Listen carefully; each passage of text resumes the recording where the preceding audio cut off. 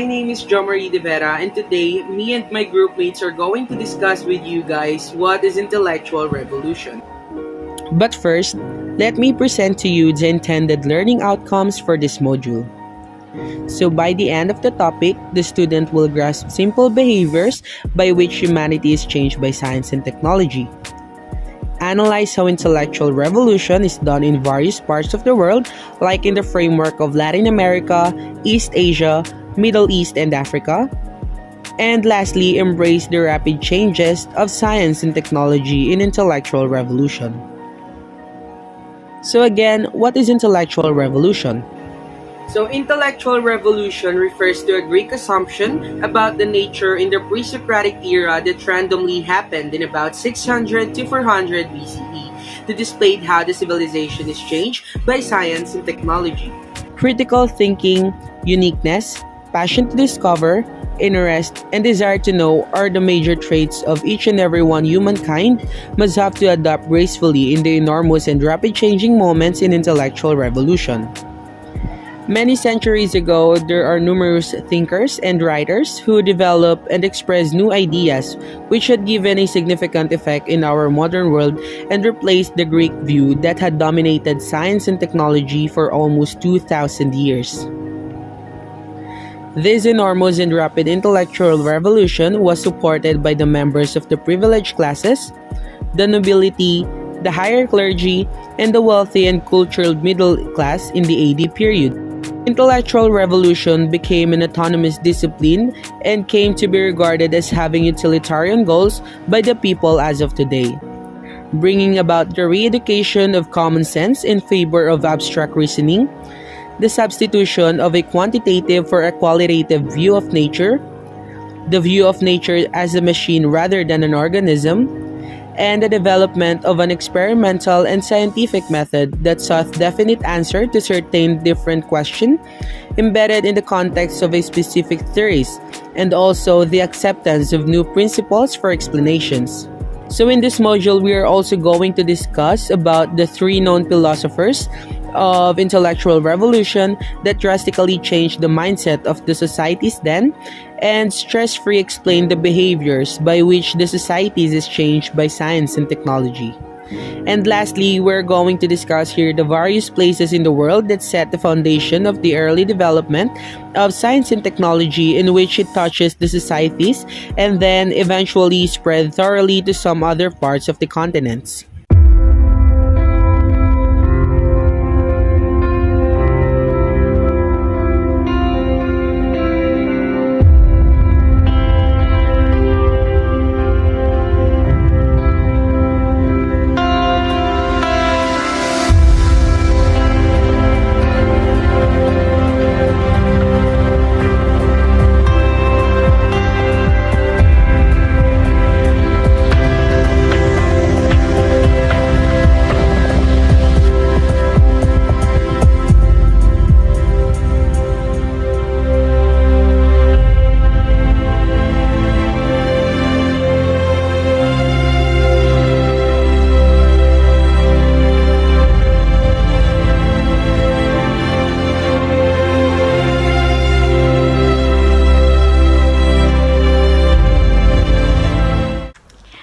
I'm Alexandra Marie M. Lazaro, or I can simply be addressed as Alex.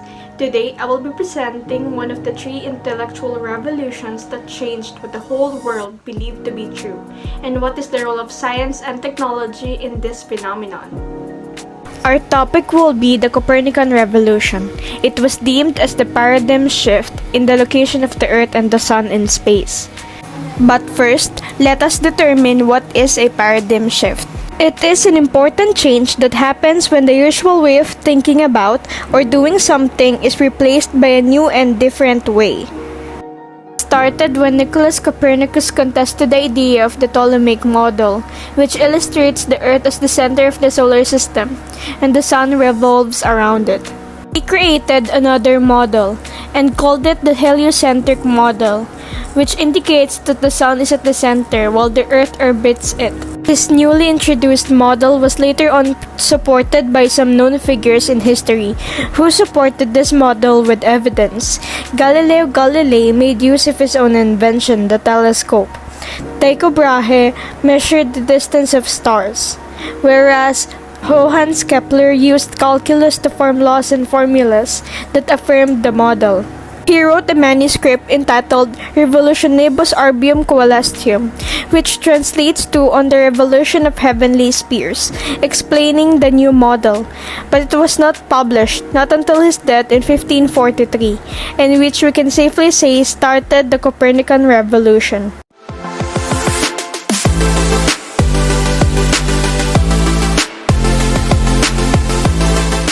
Moving on sa Darwinian Revolution. Ngayon naman, pag-uusapan natin kung sino ba si Charles Darwin. Ano ang Darwinian Revolution? Ano ang kanyang mga isinulat at nagawang libro? Saan umiikot ang kanyang mga teorya? At higit sa lahat, ano ang mga naiambag nito sa siyensya?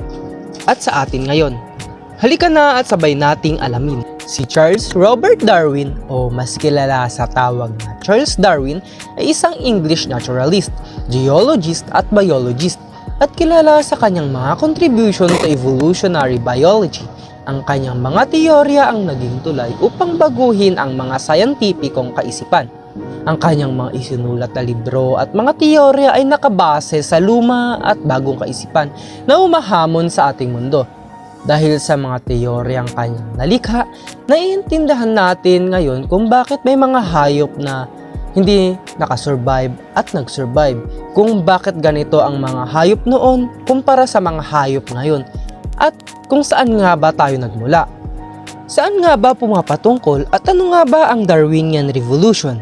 Sa aking palagay, ito ay tumutukoy sa mga likha ni Charles Robert Darwin, mapalibro o teorya man yan, na nakatulong sa atin upang lubos nating maintindihan ang ating pinagmulan at pinagmulan ng mga iba't ibang species na nadiskubre at madidiskubre pa lamang natin.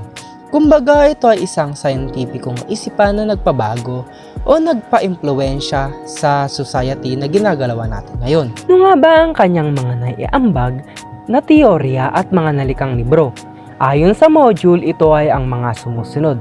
The Theory of Creation, The Origin of Species, published in the year 1859, and The Descent of Man, published in the year 1871.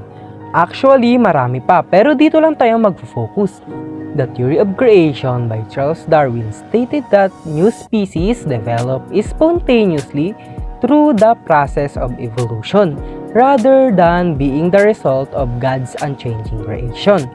The Origin of Species talk about his theories of evolution by natural selection.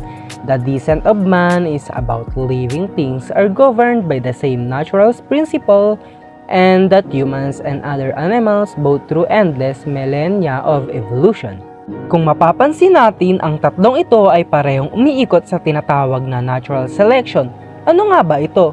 Ito ba yung sikat na sinasabi nila na sabi daw ni Charles Darwin ay nanggaling tayo sa unggoy o chimpanzee? Tara at imahimayin natin para malaman natin kung totoo nga ba ito at kung ano ang mga naging basehan ni Charles Darwin para patunayan ito. Ayon sa teorya ni Charles Darwin na The Theory of Evolution, ang evolution daw ay maaari lamang mangyari sa ilalim ng natural selection. Ang natural selection ay tumutukoy sa mekanismo ng evolution. Ang natural selection ang dahilan kung bakit nagkakaroon ng evolution o pagbabago sa mga katangian ng isang species from generation to generation. Paano nga ba nagkakaroon ng evolusyon? Ang pagkakaiba ng variation sa karakteristik ng isang individual sa isang species ay sanhi ng pagkakaiba ng kanilang genes. Ano ang variation at genes? Ang variation ay ang pagkakaiba-iba ng mga karakteristik ng mga individual na nakapaloob sa isang species. Halimbawa, aso. May iba't ibang klase ng aso. May maliit, malaki, mabalbon, walang balahibo, at etc. Ang genes naman ay tumutukoy sa kung paano naging ganyan at bakit mukhang ganito ang isang individual. Sa madaling sabi, ito ay mga karakteristik na namana mo o naipasa sa atin ng mga ancestors natin from one generation to the next one. Ayon sa teoryang ito, ang mga individual na may angkop na karakteristik sa kanilang kapaligiran ay may mataas na chance na makasurvive, magkaroon ng offspring at mapasa ang genes sa kanilang mga anak. Pero kung hindi angkop ang karakteristik ng isang individual sa ginagalawan nitong kapaligiran, hindi ito makakasurvive at makakapagparami. Sa mga species na may kakayahang makasurvive, patuloy nitong mapapasa ang mga katangiang taglay nila upang makasurvive at maaari silang mag-evolve. Sa teoryang din ito nakapaloob ang mga mahalagang punto at ito ay ang mga sumusunod. Una, lahat ng species ay nagbabago o nagkakaroon ng evolution. Ang nakikita nating mga species ngayon ay iba sa mga dating species na nabuhay noon. May mga pagkakaiba ng lugar kung saan nga ba ito nagmula at iba rin ang behavior ng mga ito dahil sa tinatawag na evolution na pinatunayan at sinuportahan naman ng mga fossil record. Ang sumunod na punto ay iisa lang daw ang pinagmula ng lahat ng organismo.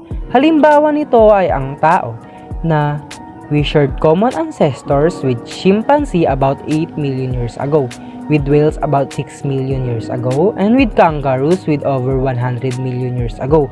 Dito pinapakita na ang mga katangian na nakikita natin sa mga species na ito ay mayroong similarities na makikita sa common ancestors.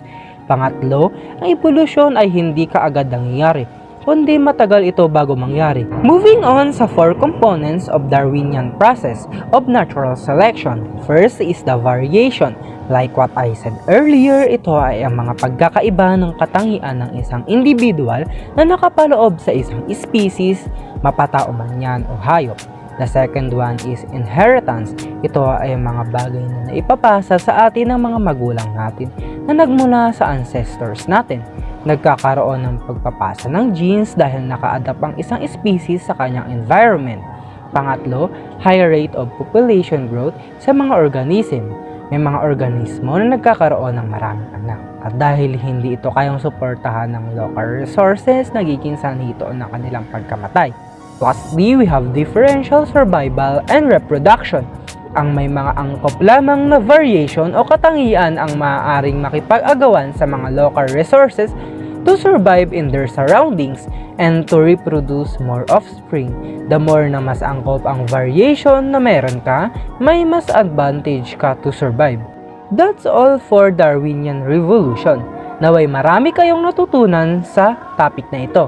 Now, let's us move on to the next topic.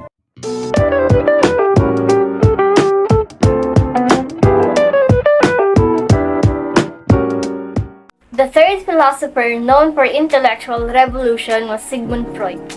Sigmund Freud was an Austrian neurologist and the founder of psychoanalysis. Freud was famous for inventing and developing methods for psychoanalysis that articulates the psychoanalytic theory of motivation, mental illness, and the structure of the subconscious. This includes the Freudian theory of personality that involves the human development that contributes to his or her personality. And also, is psychoanalysis that is the process for achieving proper functioning if a human does not complete his or her development stage. Literature, visual arts, and music are pieces of effects on Freudian revolution. Freud's revolution may be viewed as the discovery of a way of locating in the mind objective entities which can be studied like physical things. Freud's revolution serves as proxy for scientific revolutions. The personality, according to Sigmund Freud, is made up of 3 basic systems: the ID, the ego, and the superego. It is believed that these 3 systems interplace and interact with one another to balance each of their desires that play a significant role in determining a person's unique personality. The primitive and instinctual part of the mind, called the ID, compromises sexual and violent desires as well as hidden memories. The superego serves as a moral conscience, while the ego is the practical component that balances the demands between the ID and the superego. Additionally, the psychoanalytic approach focuses on the unconscious part of the mind rather than the conscious mind.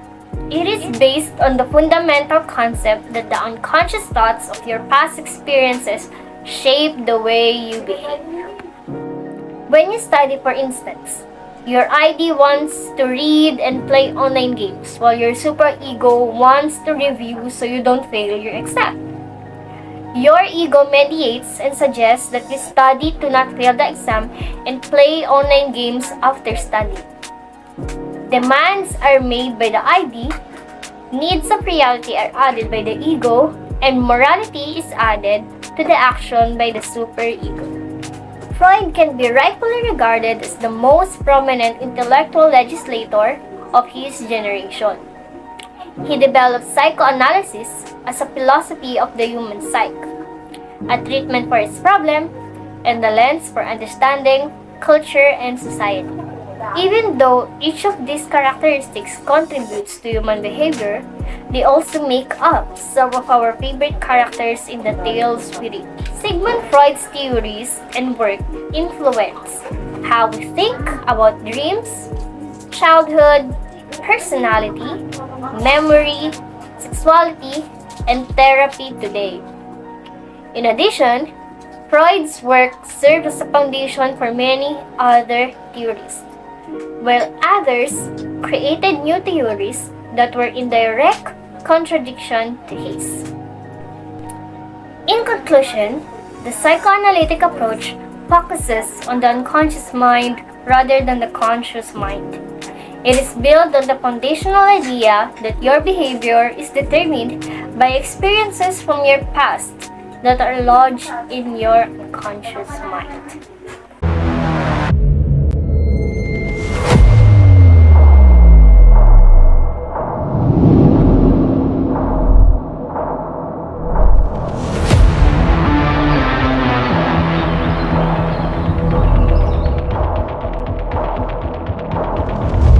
The historic region of Mesoamerica comprises the modern-day countries of northern Costa Rica, Nicaragua, Honduras, El Salvador, Guatemala, Belize, and central to southern Mexico.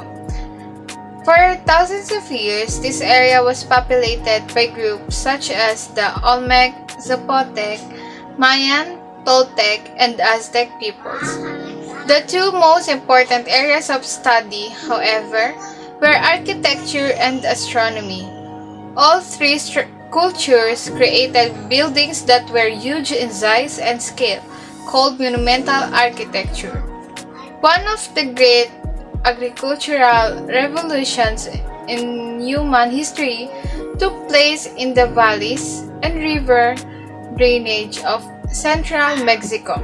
Beginning in the 7th millennium BCE, the humanity build up their humanity about freedom and independent nationhood, along with improvement of living that brought by changes. In Mesoamerica, the Mayan civilization made the greatest progress in science and technology.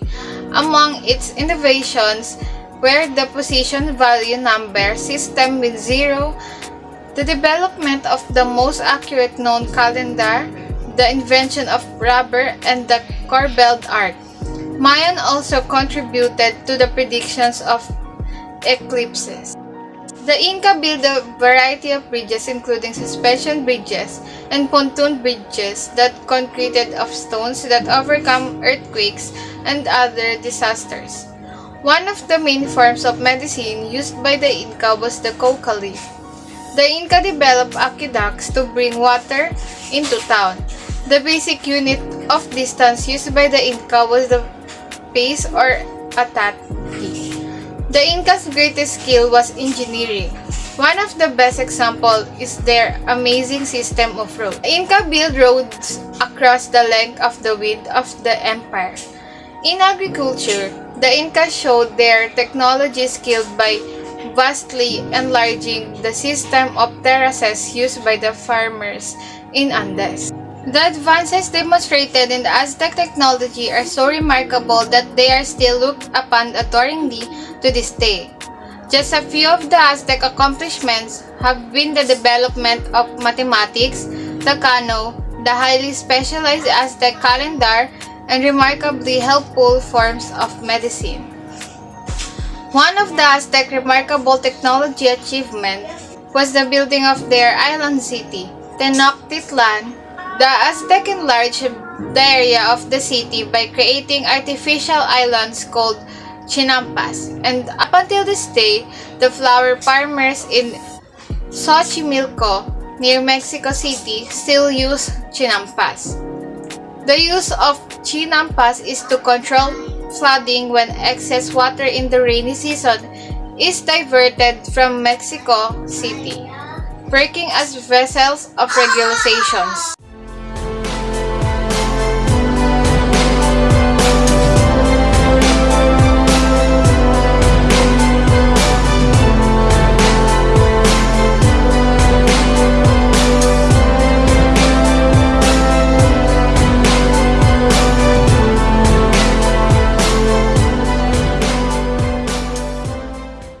East Asia is the largest continent in the globe, regarded as many people's home ancient civilization, the center of several historical, cultural, economic, scientific, and political endeavors.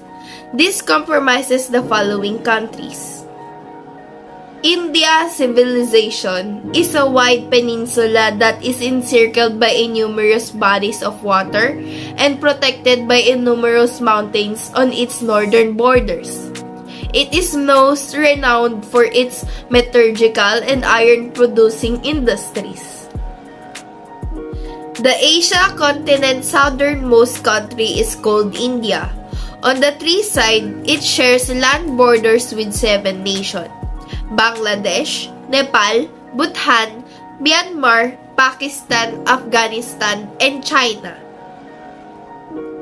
They make contribution to the Ayurvedic medical system, which dated back to the ancient India and was practiced before 2500 BC, to astronomy, which divides the year into 12 equal 30-day segments, to math, which includes the Mohenjo-daro ruler.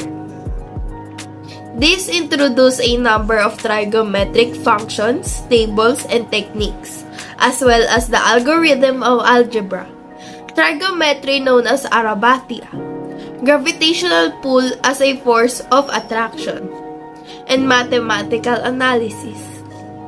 China's civilization contributes acupuncture, gunpowder manufacturing, paper and printing tools, and astronomy, which includes celestial bodies and lunar calendars. Asia is located in Eastern Asia on the Pacific Ocean west coast, in the same area as the Korean Peninsula and Japan's island nation. Ancient Chinese brilliant inventions have made important contribution to the global culture.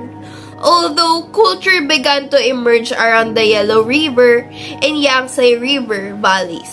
Millennia ago during the Neolithic era, the Yellow River is regarded as the birthplace of Chinese civilization.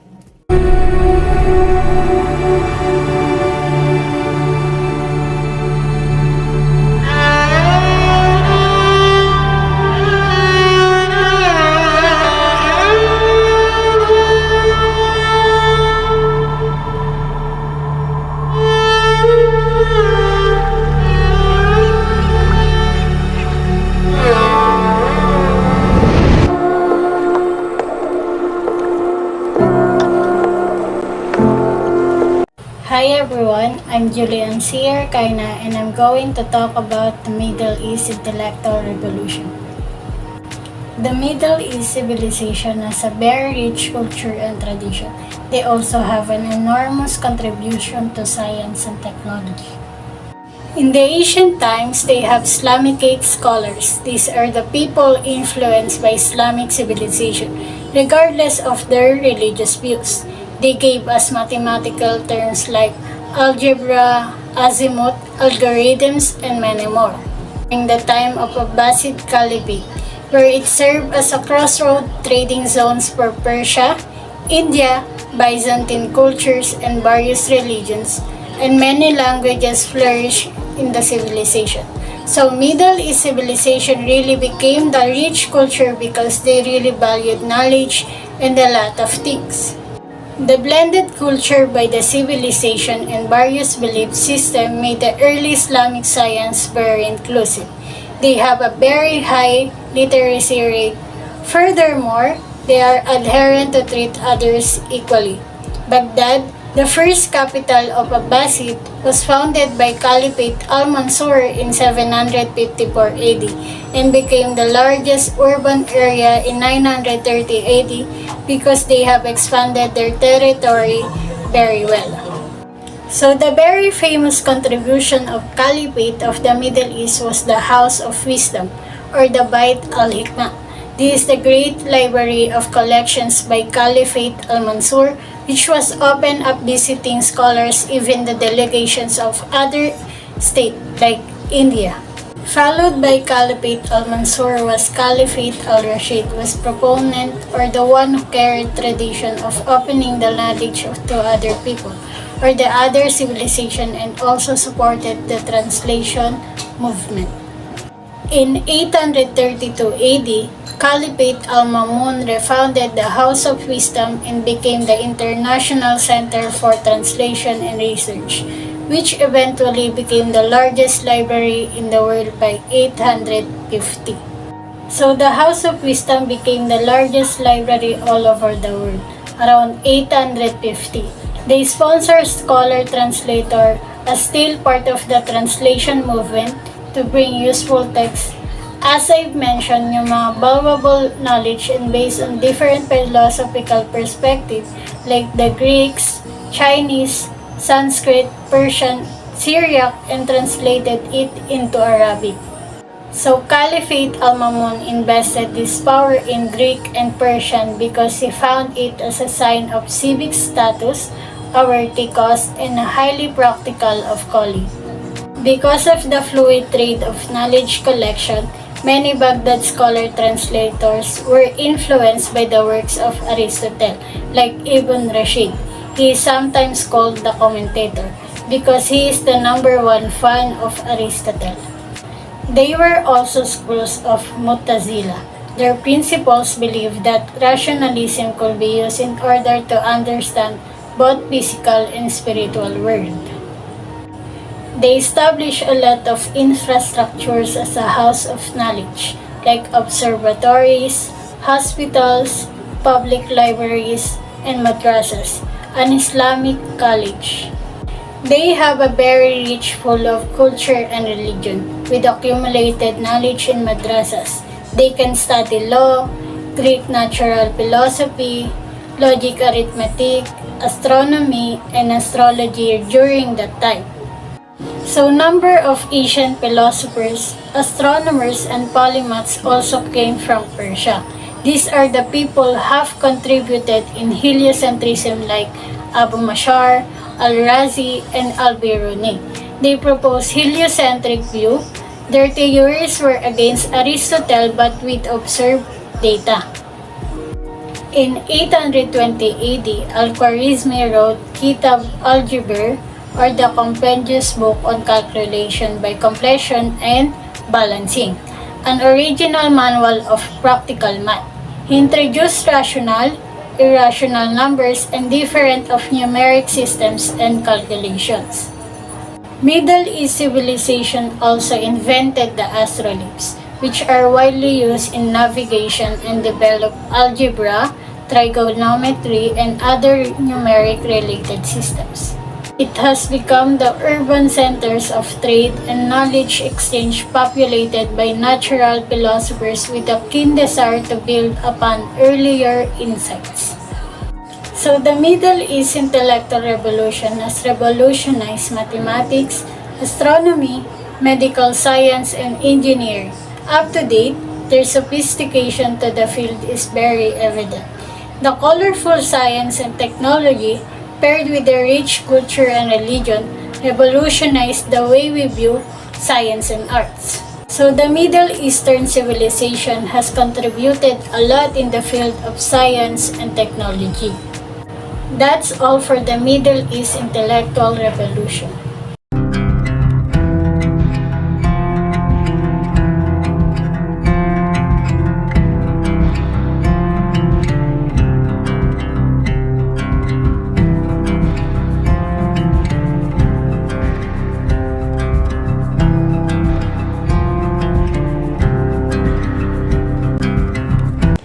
African civilization, also known as the birthplace of the humanity, whether it's multi-regional or mono-regional.